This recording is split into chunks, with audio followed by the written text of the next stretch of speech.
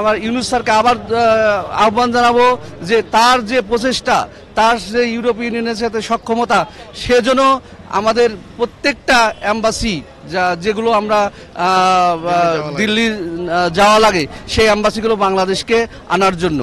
যাতে আমি শান্তদেব শাহ, আমি বেসিক্যালি বাইরার একজন সদস্য। আমরা রিক্রুটিং এজেন্সি সমস্ত মালিকবিন্দু মালয়েশিয়ার শ্রম বাজার নিয়ে সবাই যাতে ব্যবসা করতে পারি, এই উদ্যোগে আমাদের আজকে আয়োজন।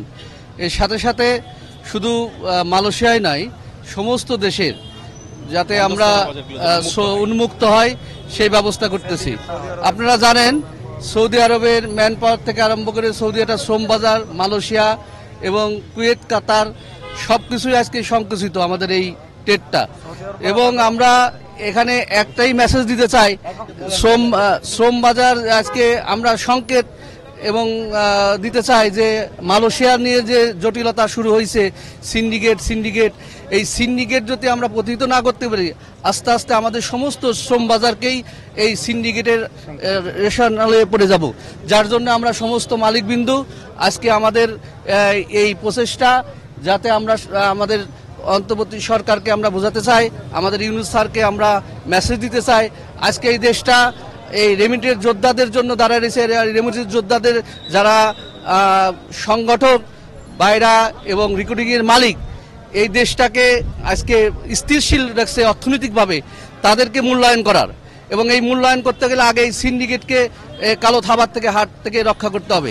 আজকে আমরা আপনারা জানেন যে এশিয়াতে শুধু আমরা শ্রম বাজার না, আমাদের বৃহত্তর শ্রম বাজার ইউরোপ ইউনিয়নের যে শ্রম বাজার, অনেক লোক আমাদের ওখানে আমরা পারচেস করতে পারি, ব্যক্তিগতভাবে হোক ভাবে হোক।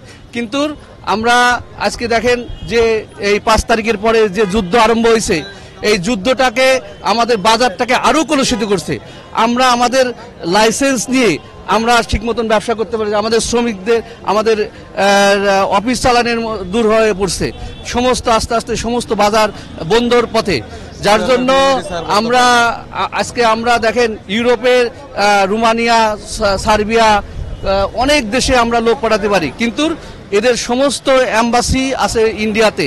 তাই আমি সরকারকে উদাত্ত আহ্বান জানাবো, আমরা এই মালয়েশিয়া, সৌদি আরব, অন্যান্য বাইরেও যে আমরা দেশে পাঠাতে পারি, যে আমরা প্রমাণ করছি তাদের। এবং এই সরকারকে উদাত্ত আহ্বান জানাবো আরেকবার যে দিল্লি অ্যাম্বাসি ঢাকাস্থ আমাদের আনার জন্য উদাত্ত আহ্বান থাকবে।